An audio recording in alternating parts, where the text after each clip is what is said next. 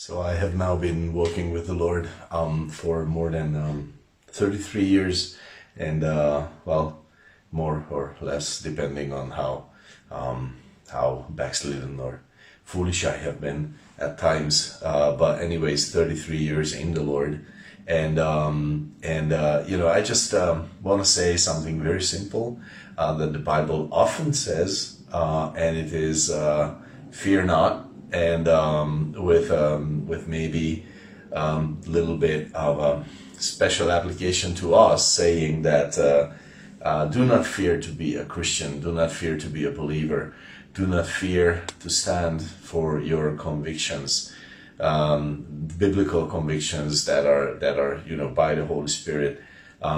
You are not going to be ashamed.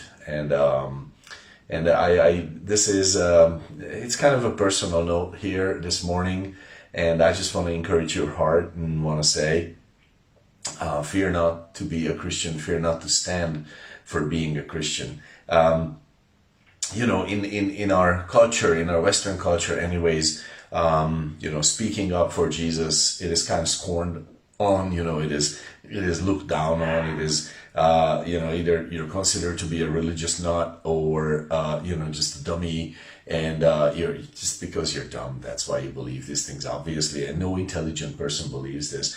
That's the common sense out there, and all this cultural pressure against your faith and the expression of your faith is really just there to make you be afraid and make you not speak.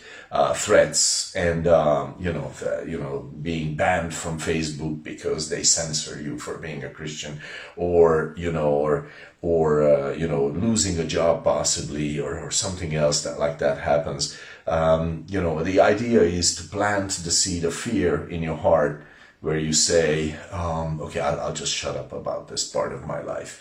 But this is not a part of our lives. This is who we are. We are believers. We are Christians. To shut up about this would be to cease to exist as believers, because that's who we are.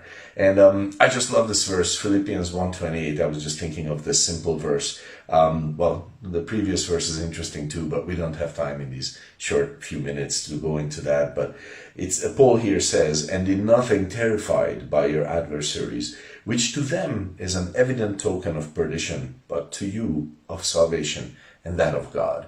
A very rich verse and really beautiful, very strong, very powerful, very important. But the point I want to underline is in nothing terrified by your adversaries. I just want to say this. So 33 years, I mean, it's not really a long time.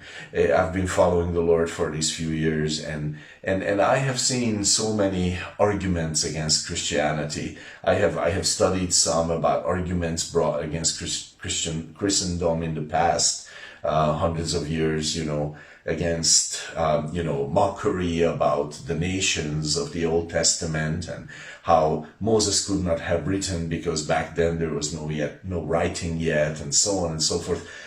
Technical difficulties, cosmological issues, all kinds of things. And I just want to say to you, it all sounds very scary and very big. Evolutionary arguments, logical, all kinds of things. Internal contradictions, surmised and stated very strongly.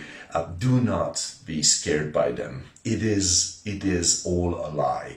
This, biblical truth is the truth, and dare to stand firmly in the truth of it, because, maybe they mock you, maybe they put you to shame in the day, in the week, in the year.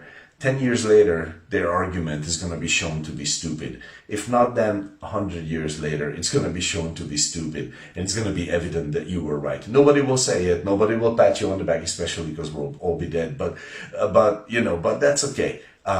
We do not need to be ashamed of it, even if they put us to shame about it, and they mock us, and they ridicule us, and they tell us we need to be afraid.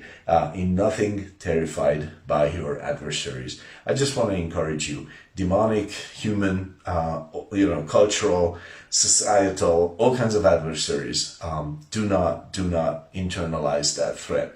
You are a Christian. Dare to, enjoy that. Dare to enjoy that and say, yep, I'm a Christian and this is who I am and this is what I represent. And it's beautiful and it's logical and it's loving and it's important for everyone to hear about this. So God bless your day with that simple truth.